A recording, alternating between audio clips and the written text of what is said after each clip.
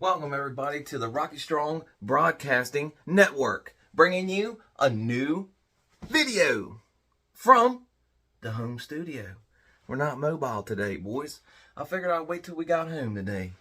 We're going to do a little bit of a story time and explain a little bit about where I come from, or where I grew up, the neighborhood I spent most of my time, my younger years in. We might speak on other things before this and after this, but right now we're just going to jump right in to, I think it was probably about 89 or so, 88, 89. We moved we moved from Texas to Virginia, right?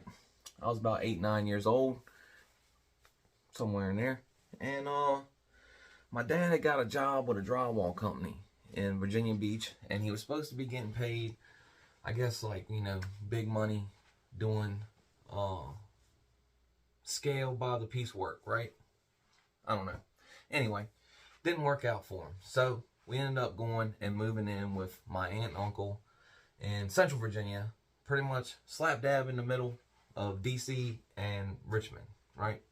But still, at this time, man, it wasn't that, it was still pretty rural around here, It wasn't like it is now, which is more like a suburb of Northern Virginia, I guess. Really. It's just like a lot more. What happened is, basically, over time, in Northern Virginia was like the suburb of DC, So everybody that was working in DC would commute from Northern Virginia into DC. Well, when that filled up and they didn't want to deal with all the traffic and all that stuff up there and all the people, they started to trickle down south. Well, if you come right down the highway and you jump off the highway, then it's not that bad. You just jump on the highway and commute back to work, right? So now there's a lot more people here. There's definitely a lot more shenanigans, a lot more notable, reputable organizations around here. Pretty much anything you can think of, as far as whatever, organized. Anyhow, but when we moved here, it was pretty, it wasn't really jumping off like that. Like, there was 3 bad neighborhoods in this whole area, right? And I lived in one of the ones that was like, it wasn't as bad. Like, right before we moved there, it was a pretty nice neighborhood. It had tennis courts. Probably like 10 years or so or more before we got there, all this stuff got closed. But it had a pool, which they filled in with asphalt so they wouldn't have to maintain it. When they changed the neighborhood from being a townhouse neighborhood that was, I guess, for like middle class or, whatever. Well, after it aged just a little bit, they went ahead and made it, I guess they needed somewhere for lower income families to live, So they made all the townhouses in that area, in that neighborhood, into low income, right? Well, that meant that the prices in there weren't like skyrocketing over for rent and stuff, right? So we moved up and stayed with my aunt and my uncle for probably, I don't know, not very long. It didn't seem like, anyway. It's kind of hard to tell when you're young. But I think we was only there for, 6, 8 months, something like that. Long enough for them to get their money together and find another townhouse in the same, subdivision. So, well, when we first got there, like, I'm from West Virginia, and then we had moved to Texas, and we were staying in like a duplex house. So it's like 2 houses, but it's 1 house anyway. But it was in a pretty decent, like, kind of neighborhood or whatever. We was always kind of like, on the poorer side, not, we had stuff, you know what I mean? They definitely did what they did. My dad always worked. My mom always worked. So, they did for me, for real. Like, it wasn't like we was like, ass out, or if I needed something or whatever, There's obviously things that I wanted that I didn't get because we weren't rich, you know what I'm saying? We weren't middle class, really. My mom always liked to act like we was, but we was definitely not middle class. We was definitely on the lower end, maybe the higher end of being poor, and the lower end of middle class, maybe. But anywho, so in that neighborhood, you know, it was more ethnic than it was Anglo-Saxon. You know what I'm saying? So there wasn't that many white families there. It was more Hispanics and blacks, or African American, whatever you want to say. I don't want to offend anybody. I don't know, you know, using the wrong terms or whatever, but that's what the neighborhood was made up of, really. There might have been a couple white families, you know. Over time there was more and less, you know what I'm saying? But when I went to school, there wasn't maybe like, you know, 3 or 4 other white kids on the bus with me, you know what I'm saying? But when I got there, like I said, I was probably like 9 years old, and I got along pretty good with everybody, though, you know. My neighbor's family had, what was it, 3 brothers and a sister, and they was cool with me, you know, for the most part. There was like a little crew thing that they had that when I got there, they asked me if I wanted to be a part of. You know, we're young or whatever, and they write your name in this little tablet book or whatever and give you a nickname, and I was a chubby kid, so they called me Chubby Checker, of course. Anyway, like I said, I was always kind of like a chubbier kid anyway. So that's what sucked about being there when, you know, I was one of the only white families there. So when another white family would move in, that kid would always want to fight me or something to try to prove something to everybody that, you know, he could beat up the other white kid or whatever. You know what I'm saying? But anyway, so I started going to elementary school, you know, and I got in pretty good with everybody. Like I said, I was kind of a fat kid my whole life. But, you know, like I said, I never really had a problem, like, you know, hanging out with people or nothing like that. Like, I wasn't socially awkward or anything. I was just, I don't know. I always went outside and played and stuff, but I always had weight on me, you know. So, back then, you know, you didn't just stay inside and play video games all day, even though we did play a lot of Nintendo and Sega and all that stuff, you know. We still went outside, rode our bikes, got in the woods, because there's like a bunch of woods around the neighborhood and stuff, right?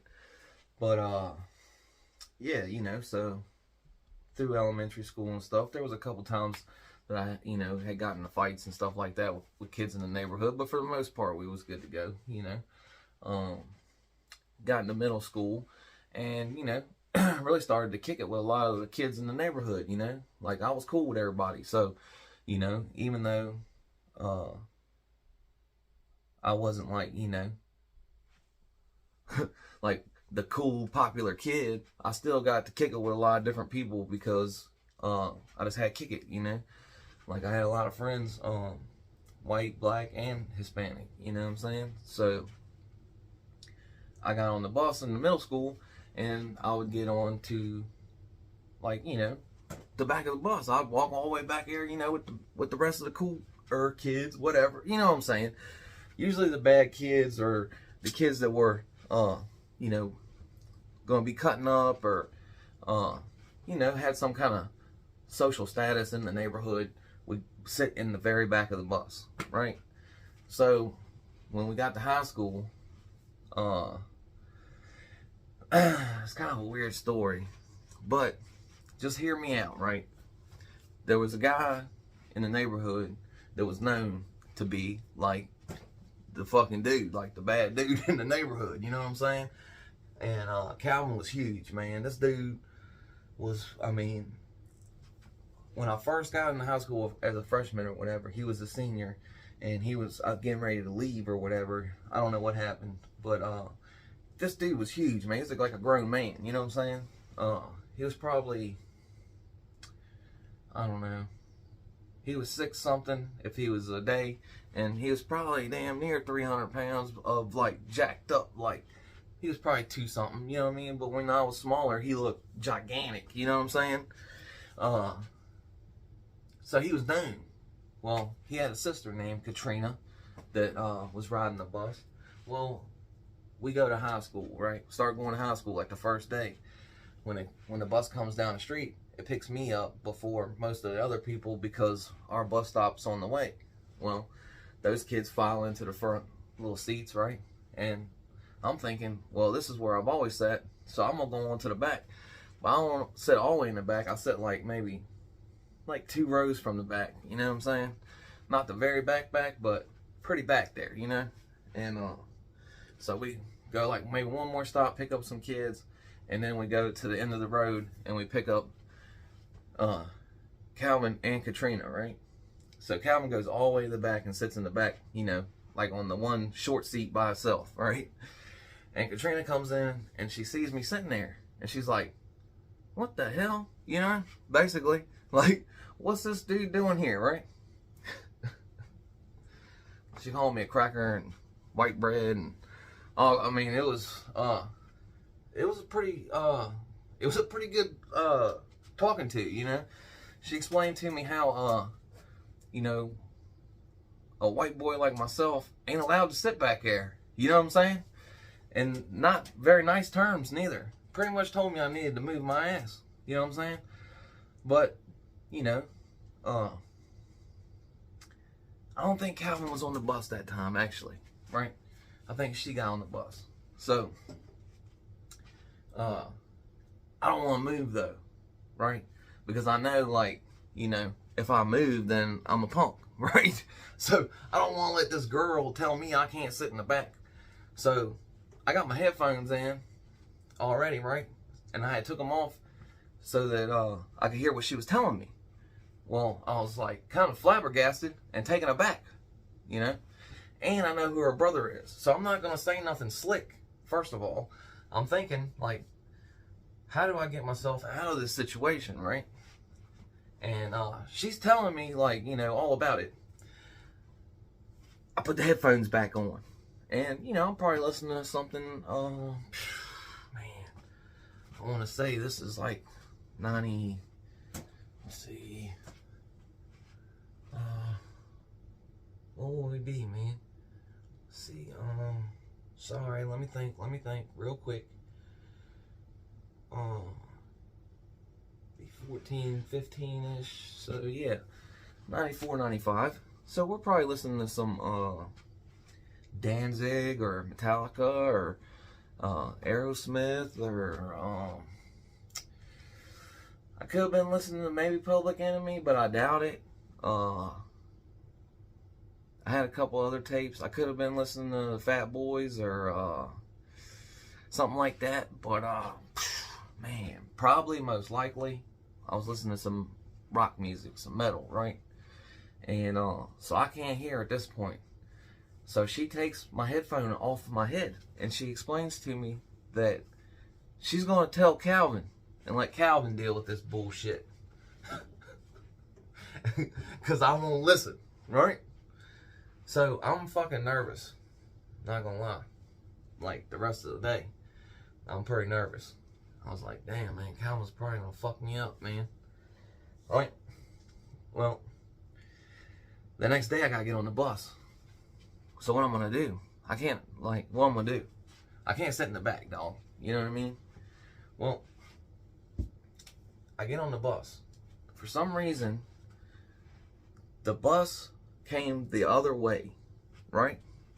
So instead of coming, I think it was a substitute bus driver or something, but instead of coming the way they were coming, they started coming the other way. So they'd come down the street, pick up Katrina and them, and then come on down the road, right? Well, I get on the bus. I'm like, oh shit, I'm already going thinking like I'm gonna sit near the front, right? I get on the bus, and Katrina's sitting like 4 seats back from the front. I'm like, this is weird. Like, I don't know where to sit. Like, it's all filled up too because the other kids have already sat in the front because they're a bunch of squares, right? Not squares, but you know what I'm saying. They're not dumb as me. So, right? I gotta walk past her to get into any seat, right? So she starts smiling as soon as she sees me, and I look back, and Calvin is on the bus, and he's sitting all the way in the back seat on that seat by himself, right? And she says, "Oh, Calvin, this is the boy I was telling you about last night." I was like, "Oh, fuck, man, I'm about to shit myself for real, dude. This dude's a big-ass dude, man. I'm just a little chubby fat kid, man. And I'm just trying to get to school, man. I'm all right. Like, I'm decent with everybody. Like, I'm, you know, pretty cool with everybody. I've taken some ass whippings, you know. But for the most part, nobody's after me or nothing. You know what I'm saying? I'm not causing no problems or nothing. You know what I'm saying? I mean, that's just the way it was, man. You was going to take some ass whippings here and there. We can talk about that later because we're talking about this, right? Anyway. So there's nothing I can do. I have to go sit down. So I go to walk past her, and she grabs me in the crotch region and squeezes. And my face turned blood red, you know. I'm embarrassed as a motherfucker. I freak out and fucking move and go sit down, right? And then she goes to talking shit. Not really terrible, though. She was like, "Damn, I didn't expect to grab something." You know what I'm saying? I figured you wouldn't have nothing. Blah, blah, blah, right? But I'm still getting embarrassed as a motherfucker, right? And she's telling Calvin that, this the boy that she was telling last night that he needed to make sure I wouldn't sit in the back, right? And Calvin's sitting back there just smiling and laughing, thinking this shit's hilarious, right? But I don't know that he thinks it's hilarious, really, right? Well, I don't know what happened exactly, but this happened a couple more times, man. And it's not funny, like, really, you know, to be assaulted like that. If it was a reverse situation, I'm sure people would be like, "Oh my God," you know what I'm saying? But it definitely did, like, I didn't like it, you know what I'm saying? It wasn't enjoyable. It was definitely, it was embarrassing, and I would be worried every time I would see her on the bus. Before I got on the bus, I would be fucking concerned, you know what I'm saying, about what was about to happen. Like, if I tried to walk past her, and she just thought it was funny, but it was, you know, it was weird, man. Well, that's not 8 or 9 years old, though. That's, you know, what, 13 or 14, you know what I'm saying? And she was probably 18, 19 or whatever, and she was a big girl. Like, these are big people, you know what I'm saying? Not just, not like, heavy, really, but she was tall, and she was big. She wasn't skinny, you know what I'm saying? Like, she could have probably whipped my ass is what I'm saying, right? Anyway, like, what I'm gonna do anyway, like, that's the baddest son of a bitch in the neighborhood's sister, so you're not even really gonna talk smart. Like, I ain't shit. I ain't looking to get problems with Calvin, right? Well, I got to taking that there was a boxing ring down like off the road in the next county, right? And I found out about it, and I watched boxing real, like, all the time, and I was always like, you know, I was always down that I was, like, you know, heavier, you know, that I was chubby and stuff, you know. I was always down on myself. I was like, man, I don't understand, like, I don't eat that much more than everybody else. I think it's just because I ate the wrong stuff, you know, and my parents did have, like, snacks around and stuff like that. I don't know, but, you know, I ate what they gave me, you know, which we went to buffets and all kinds of shit like that, too, because they was kind of heavy, too, you know. But, anyway, what was we saying? So I go to the boxing place, right? I beg my mom to go get me signed up for it, right? Or whatever, go take me down there and talk to the guy. So I go talk to the guy, and he's like, "Yeah, but you're gonna have to get in shape. I mean, you're like a super heavyweight. I mean, you know what I'm saying?" So I'm like, "All right, I'll do whatever. So, I get set up. I gotta come in the next time.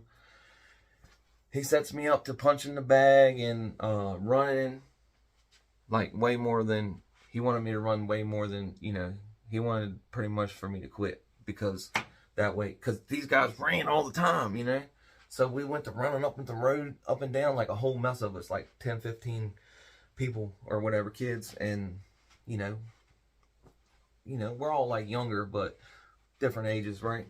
Go to running back, and we get back, and Calvin's in the gym working on the bag, right? I'm like, oh shit. And I walk in, I'm trying to act like I don't know him, or he don't know, like, you know what I'm saying? We ain't never really met or nothing, besides the fact that on the bus, his sister was cutting up on me, right? So he looks right at me, he's like, oh, what's up, man? I'm like, hey, what's up? He's like, it's cool, man, that you come down here to do the boxing, you know? It's cool that you come down here. And I was like, yeah, man, I watch it all the time, and I've always wanted to try to do it or whatever, and, you know, I'd like to lose some weight and get in shape and stuff. He's like, that's awesome, man, you should definitely do that. He was really fucking cool with me, man, for real. And, he asked, the coach who I was, like he didn't know me at first, right? He's like, who's this? It's like, oh, man, you don't know, this is my new super heavyweight champion. He ain't lost a match. Like, I ain't never even been in the ring, nothing. You know what I'm saying? But the coach was joning around, right? And then he just set me off to punch in the bag for 30, 40 minutes. You know what I'm saying? And I ended up quitting, man, to be honest with y'all. You know, long story short on that deal. But I did get in good with Calvin, and I got in trouble because me and another dude, I got tired of just waiting and waiting and waiting. So I jumped in and sparred with another dude that came from school. You know what I'm saying? We jumped in there, sparred around. I think he thought he was going to, like, punish me, but I ended up holding my own with him. And he was like, damn, respect, well, whatever. Me and him was cool for a long, you know, I can't remember what the dude's name is, man. That's crazy, because me and him was cool, like, after that. But anyway, Calvin was cool, you know what I'm saying? That's leading up to the story I'm trying to get to, basically, man. Me and my buddy, one of my best friends that lived a couple houses down, we'd always walk up, like, the neighborhood had a road in the front, right, that brought you into the neighborhood. Basically, like, you could come right off 95 and come right into the neighborhood and be in the neighborhood, you know what I'm saying? Like, one light. Like, basically, if you was coming from up north or down south, didn't really matter. You could get off the 95 and circle right to the neighborhood. So the place was pretty much like, they said it was like the hard capital of Virginia for the longest time, because it was like a distribution hub, because they could get on right there and get back on the highway and get going. So it would be like a lot of it stored there, and it was flooded with it back, you know, in the early 90s and stuff, man. It was a lot of hard powder there, you know what I'm saying? But that being said, there's a road basically that goes in the front of the neighborhood, and then on the front of that is a shopping center. Well, in that shopping center is like the 7-Eleven, a little arcade, a pawn shop, all kinds of stuff. Basically everything that a kid would want to go up to go mess with, right? So we would walk up there all the time to the store or to the arcade or whatever. I can't remember what we was doing this day, but I think we was just going to the store, grab something, because we was walking back, right? And I see Calvin, he's like down, like when you come out of the store, you have to make a left, and then a left onto the road, and then there's that road that goes like, tees into the road that goes in front of the neighborhood. So we make a left, bang, right? And I see him, he's down the road, like on away from us a little ways, and he's walking, and we're walking, and I don't really know him, you know, to be like, hey, Calvin, hold on, blah, blah, blah, blah, blah, right? None of that, right? So me and him, we just make note of it. Like, I'm like, oh, look, it's Calvin. Like, he's cool with me, blah, blah, seeing, you know, blah, blah, blah, right? And he's like, yeah. And we're just walking. Here comes this black car, and it zooms past us, and it zooms up, and I guess he heard it coming, because he turned around and looked, and they swerved and tried to hit him. And we see it, right? We're seeing this whole thing going down, right? They swerve and try to hit him. Well, he jumps over into the field. There's like this big ass field on the corner, where there's no house or nothing. It's a empty lot. Well, there's like a big 12-foot privacy fence, chain link fence, or whatever, separating that lot and the neighborhood, because there's actually houses on the front side that are owned by people that are like, they're pretty nice houses, and then it's like low income on the backside. You know what I'm saying? It's weird, but anyway, he goes to taking off across the field because they stop and jump out. Now, I never say that the seemed like that the dude had anything or whatever, but he was chasing him across the field, and you heard something loud, right? And we was like, oh man, what the fuck? So me and him jumped down on the ground, you know, because we heard something loud, probably the car backfiring or something, you know what I mean? Well, the car speeds off, right? I guess they was trying to cut him off, you know, like they wanted to come around the front side and then cut him off with the car, right? He jumps over the fence. Well, not just jumps over it. He climbs over the fence, like he pretty much hit the middle of it and then over. He was a huge dude. Like, you know what I'm saying? And he's like athletic, muscular. You know what I'm saying? He was a boxer. So, you know, I mean, he was no slouch for sure. Well, there's an alley behind the houses. So they probably didn't realize that he wasn't going to be out like in the front street, you know? So he runs down behind the houses and goes in the back door of his house, right? Well, me and my buddy, we start running. Like, what the fuck's going on, man? This is crazy as shit. So me and my buddy start running. And we jump over the fence, and we run, like, in between the houses. There's, like, you know, townhouse, and then an alley, and then a townhouse, and then an alley. Well, we jump the fence right there, and then run through the alley between my house, my section of townhouses and the first section of townhouses, right? And we see that black car go by, like, back by again, right? So we're like, oh, fuck. Well, I guess it had gone down and came back, and it was going back, right, looking for him. Well, this is crazy, though. We go walking down the street, like, back up towards my house and his house, because we're going to my buddy's house, which is, like, one more down from where Calvin and them live, right?